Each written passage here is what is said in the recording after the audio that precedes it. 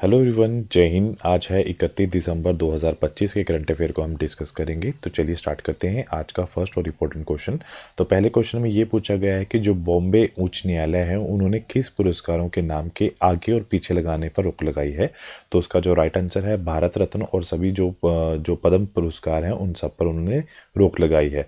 तो बॉम्बे जो उच्च न्यायालय है उनका कहना है कि जो भारत रत्न और पद्म पुरस्कारों का उपयोग पर महत्वपूर्ण उन्होंने अभी हाल में ही फैसला सुनाया है। न्यायालय ने ये बोला है कि जो पुरस्कारों का जो प्रयोग है नाम के आगे जिसे हम उपसर्ग या नाम के पीछे जिसे प्रत्यय के रूप में नहीं जाना जा सकता है। उन्होंने हवाला दिया है 1995 के ऐतिहासिक बालाजी राघवन मामले का और उसके साथ साथ संविधान के अनुच्छेद 18 के अनुसार भारत में उपाधियों पर रोक है।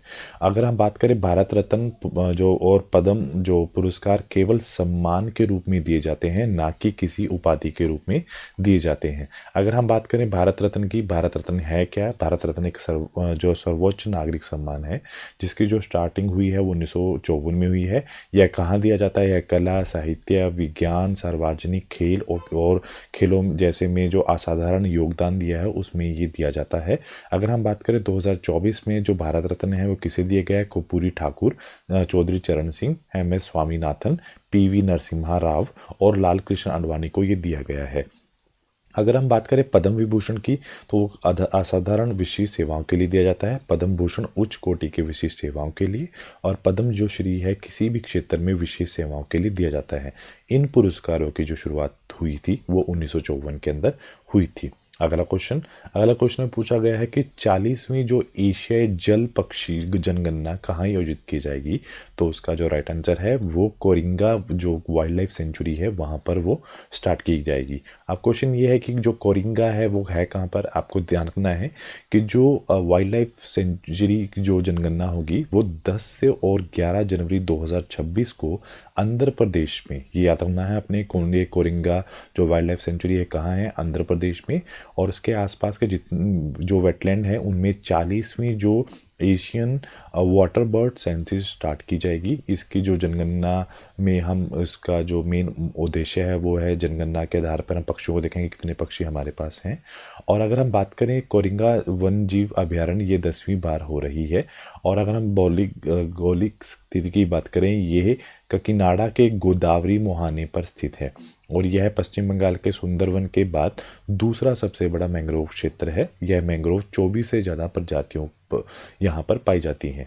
अगर हम बात करें कभी भी हम कहीं पे जनगणना कर रहे हैं किसी की भी कर रहे हैं तो हम मेन फोकस जो करते हैं अलग अलग प्रजातियों पे कर रहे हैं। पर अगर हम बात करें 2026 की तो 4 प्रजातियां हैं जिनके ऊपर हमारा फोकस रहेगा। तो सबसे पहले है इंडियन स्किमर जो है जो एंडेंजर्ड है उस पर हमारे फोकस होएगा। उसके बाद है ग्रेट नोट जो एंडेंजर्ड में लिस्ट के अंदर है।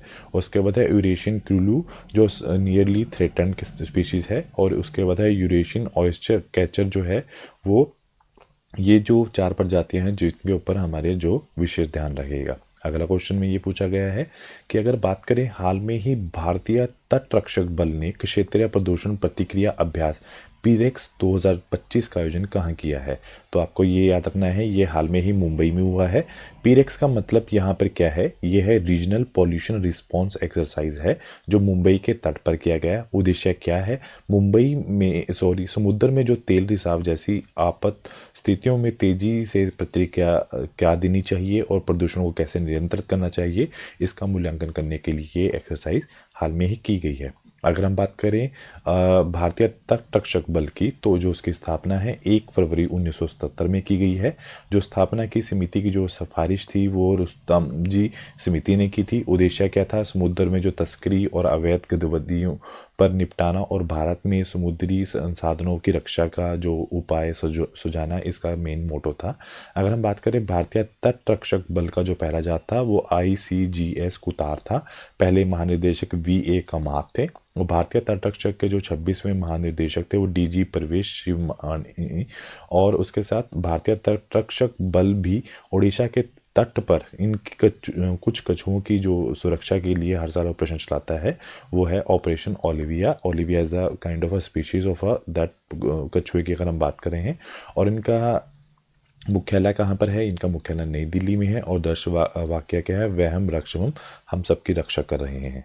अगला क्वेश्चन में ये पूछा गया है, अगर हम बात करें वर्ष 2026 में जो हाल में ही United Nations conference on biodiversity COP17 की जो मेजबानी है वो कौन कर रहेगा, तो उसका जो राइट आंसर है वो आर्मेनिया हाल में ही करेगा। अब होगा क्या यहाँ पर, अगर हम बात करें UN convention on biological diversity की जो 17वीं बैठक है जिसको आप COP17 बोल रहे हो, वर्ष 2026 में वो कहाँ पर होगी, वो आर्मेनिया के अंदर की जाएगी। इस सम्मेलन में लोगो और स्लोगन का भी लॉन्च किया जाएगा। अगर हम बात करें लोगो तो ये है येरेवन ब्लू बटरफ्लाई, अगर हम बात करें स्लोगन की taking action for the nature. अगर देखो ये 17वां आपका एडिशन चल रहा है, 16वां कहाँ हुआ है, ये कोलंबिया में हुआ है, 15वां कहाँ हुआ है, कनाडा में हुआ है, पहला कहाँ हुआ है, बहामास में हुआ है, और अगर बात करें इंडिया में 2012 में हुआ है, हैदराबाद के अंदर ये किया गया है। उसके बाद आप देखो क्वेश्चन ये भी आते हैं कि आपसे ऊपर नीचे का मेनली आपसे पूछा जा सकता है। अगर हम बात करें COP16 कॉन्फ्रेंस ऑफ पार्टीज 2024 में जो हुआ है वो किसके ऊपर हुआ है, वो डाइवर्सिटी से रिलेटेड था, और ये कोलंबिया में हुआ है। COP15 मॉनेट्रियल कनाडा में, COP1 1994 बहामास में, इंडिया में 2012 में हुआ है, COP11 हुआ था हैदराबाद में। 2024 में जो COP29 जलवायु परिवर्तन क्लाइमेट चेंज से संबंधित था जो बाकू अजरबैजान में, और तुर्की में 2026 में COP31 जलवायु शिखर सम्मेलन की मेजबानी करेगा। 2025 में COP30 जो ब्राज़ील में हुआ है, COP1 आपको जो 1995 बर्लिन जर्मनी में, और उसके बाद इंडिया ने जो होस्ट करेगा अब जो COP33 जो है वो 2028 में वो होस्ट करेगा। अब की बार जो है इंडिया दूसरी बार इसको होस्ट करने जा रहा है। तो पहली बार कब किया था, तो 2002 में उन्होंने COP8 जो है वो नई दिल्ली में उन्होंने होस्ट किया था। उसके बाद अगर क्वेश्चन ये पूछा गया है कि साहित्य का नोबेल पुरस्कार प्रदान करने वाली जो संस्था है जिसको हम स्वीडिश एकेडमी बोलते हैं, उनका जो नया सचिव कौन बनी है, तो उनका जो राइट आंसर है तो उनका नाम है इंग्रिड कार्लसबर्ग जो हैं, उनको हाल में ही इसका सदस्य बनाया गया है। तो अब ये है कि ये कौन है, इंग्रिड कार्लसबर्ग 1 जून 2026 को जो है स्वीडिश एकेडमी की जो नई स्थायी सचिव बनी है, उन्होंने किसको रिप्लेस किया है, मैटस मैलम को उन्होंने रिप्लेस किया है। इंग्रिड कार्लसबर्ग जो हैं उन एक स्वीडन जो लेखिका हैं और पत्रकार हैं। अगर हम स्वीडिश एकेडमी की बात करें, इसकी स्थापना 1786 में हुई है।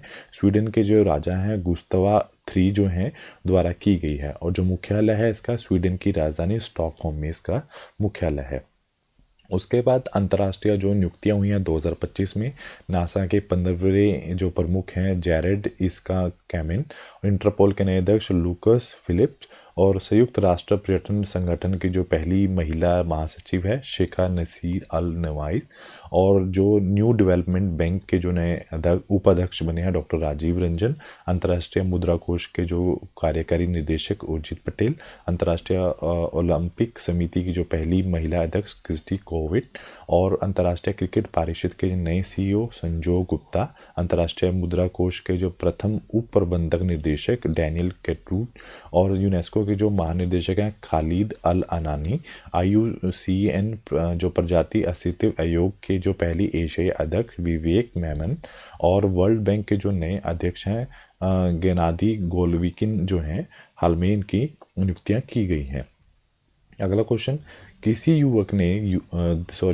देश ने युवकों के लिए पहले 1 साल की जो हम बात करें शुल्क जो है मिलिट्री गैप ईयर योजना हाल में ही देने की जो घोषणा की है उसका नाम क्या है, तो उसका नाम है ब्रिटेन ने ये हाल में ही ये घोषणा की है। तो हुआ क्या है, यूनाइटेड किंगडम जो ब्रिटेन है उन्होंने युवकों के लिए 1 साल सुशुल्क मिलिट्री गैप ईयर योजना शुरू करने की घोषणा की है। यह घोषणा ब्रिटेन के वर्तमान लेबर सरकार द्वारा दिसंबर 2025 में की गई। यह योजना मार्च 2026 के लिए शुरू की गई है, जिसमें 18 से 25 वर्ष से कम उम्र के युवकों को सेना, रॉयल नेवी और रॉयल एयरफोर्स में 1 साल का जो परीक्षण और काम मिलेगा। अगला क्वेश्चन में ये पूछा गया है कि अगर हम बात करें बैडमिंटन वर्ल्ड फेडरेशन की बात करें तो उसके जो नए एथलीट जो कमीशन है कि जो नई चेयरपर्सन बनी है उनका नाम क्या है, तो उनका नाम है PV संधू, हाल में ही जो चेयरपर्सन बनी है। तो अब पीवी संधू है कौन? पीवी संधू एक बैडमिंटन वर्ल्ड जो फेडरेशन एथलीट्स कमीशन की जो चेयरमैन के रूप में 2026 से 2029 तक के कार्यकाल के लिए चुनी गई हैं। पीवी संधू का जो जन्म हुआ है वो हैदराबाद तेलंगाना में हुआ है। अगर हम बात करें कुछ और नियुक्तियां अगर, तो उसमें हम बात करेंगे बैडमिंटन जो वर्ल्ड फेडरेशन की एथलीट कमीशन की जो उपाध्यक्ष हैं, डिप्टी चेयर हैं, उनका नाम है डोबारा जिल नीदरलैंड। और पैरा बैडमिंटन एथलीट्स जो कमीशन के अध्यक्ष हैं यून डैनियल, हांगकांग, चीन से। अगला क्वेश्चन, अभी जो एक दुर्लभ जीव देखा गया है हाल में ही, तो काका कोई रिजर्व जो फॉरेस्ट है हाल में ही कौन सा दुर्लभ जो जीव वहाँ पहली बार देखा गया है? तो उसका जो राइट आंसर है क्लाउडेड लेपर्ड नाम का एक जीव है जो पहली बार देखा गया है। तो हुआ क्या है, काकाकोई जो रिजर्व फॉरेस्ट है आसाम में, उसमें पहली बार क्लाउडेड लेपर्ड देखा गया है। यह एक दुर्लभ संकटग्रस्त प्रजाति है जो कैमरे पर ट्रैप हुई है। क्लाउडेड लेपर्ड्स IUCN की जो रेड लिस्ट है उसमें संकटग्रस्त श्रेणी में सूचीबद्ध जो किया गया है।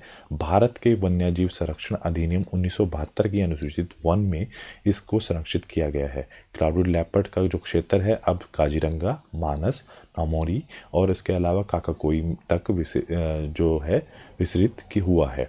अगला क्वेश्चन ये पूछा गया है कि जो भारत का पहला PPP मतलब पब्लिक प्राइवेट पार्टनरशिप जो मॉडल मेडिकल कॉलेज किस राज्य में खोला जाएगा? तो उसका जो राइट ऑप्शन है ये हाल में ही मध्य प्रदेश के अंदर खोला जाएगा। तो जो ए है वो राइट ऑप्शन है। तो हाल में हुआ क्या है, तो भारत का जो पहला पब्लिक प्राइवेट पार्टनरशिप मॉडल जो मेडिकल कॉलेज है मध्य प्रदेश के आदिवासी जिले धारा बैतूल में शुरू किया गया है। सरकार ने और निजी क्षेत्र मिलकर मेडिकल कॉलेज और स्वास्थ्य सेवाएं संचालित करेंगे। कुल 4 जो कॉलेज हैं प्रस्तावित हुए हैं, धारा, बैतूल, काडानी और पन्ना के अंदर ये प्रस्तावित हुए हैं। उसके बाद अगर हम 2025 में जो पहली बार हुआ है तो ये कि दक्षिण पूर्वी एशिया का जो पहला कोरल क्रायो जो बैंक लॉन्च किया गया है फिलीपींस, और भारत में 32 बिट विक्रम 3201 प्रोसेसर बनाया है इसरो SCL। देश का पहला ड्रोन AI अधिकृत कृत्रिमिक वर्षा प्रयोग किसने किया है? जयपुर। सांकेतिक भाषा विशेषज्ञों को जो पैनल में शामिल करने वाला जो पहला राज्य बना है पंजाब। भारत का जो पहला make in India green hydrogen plant शुरू किया है कंडाला, गुजरात। सरकारी कर्मचारियों हेतु सबस्टिल लीव योजना शुरू करने वाला जो पहला राज्य बना है सिक्किम। हिंदी में जो MBBS शुरू करने वाला जो भारत का पहला मेडिकल कॉलेज जो खुलने जा रहा है वो जबलपुर। भारत का जो पहला स्वदेशी डाइविंग स्पोर्ट्स पोत INS निस्तार नौसेना में शामिल किया गया है। तो उसके साथ अगला क्वेश्चन में पूछा गया है, भारतीय जो ग्रैंड मास्टर हैं कोनरू हम्पी ने विश्व रैपिड शतरंज चैंपियनशिप 2025 में कौन सा मेडल जीता है? तो उन्होंने ब्रॉन्ज मेडल जो है अपने नाम किया है। तो हुआ क्या है, भारतीय ग्रैंड मास्टर जो हैं कोनरू हम्पी ने विश्व रैपिड शतरंज चैंपियनशिप 2025 जो दोहा कतर में कांस्य पदक जीता है, वो 2019 और 2024 के विजेता भी रह चुके हैं। इस बार उनका टाई ब्रेक नियम के कारण उनको तीसरे स्थान पर रखा है। और उन्होंने किस प्लेयर को हराया है? अलेक्जेंड्रा गैरियाचिकना जो प्लेऑफ में चीन की जू जीनर को हराकर उन्होंने ये खिताब जो है अपने नाम किया है। अगला क्वेश्चन, दुनिया का सबसे धनी भारतीय मूल प्रोफेशनल मैनेजर कौन बनी है? उनका जो राइट आंसर है जयश्री उलाल जो है वो हाल में ही बनी है। तो जयश्री उलाल ने हुरेन इंडिया रिच जो लिस्ट 2025 में विश्व स्तर पर सबसे धनी भारतीय पेशेवर जो घोषित की गई हैं।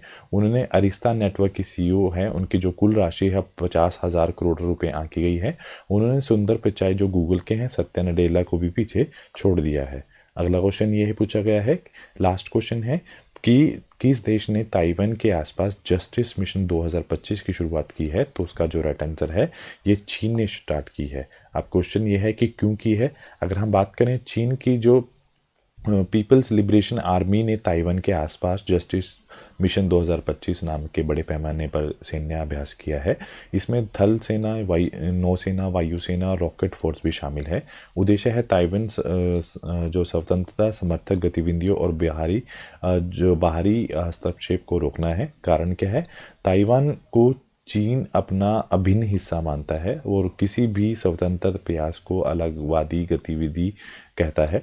और इसके साथ साथ यह अभ्यास अमेरिका, जापान और अन्य बाहरी शक्तियों को सीधा संदेश यह है कि ताइवान की रक्षा में वो हस्तक्षेप ना करें। उसके बाद 2025 में जो हाल में ही युद्ध अभ्यास हुए हैं, युद्ध अभ्यास 2025 जो हैं वो अलग अलग हुए हैं, जैसे कि सामान्य शक्ति अभ्यास भारतीय नौसेना द्वारा, उलाची फ्रीडम शील्ड सैन्यास जो है दक्षिण कोरिया अमेरिका, 15वां नॉर्मेंडिक एलिफेंटे जो है 2025 भारत मंगोलिया, 8वां शक्ति अभ्यास भारत और फ्रांस, धर्म गार्जियन भारत और जापान में, तसीता पहाड़ जो है 2025 भारतीय सेना में, छठा जस्ट लीग अभ्यास भारत उज्बेकिस्तान में, चौथा टाइगर ट्रायम्फ 2025 भारत और अमेरिका में, 14वां जो इंदर 2025 अभ्यास है भारत और रूस के अंदर हाल में ही हुआ है। तो आज के लिए इतना ही। Do like share subscribe my channel. Thank you so much.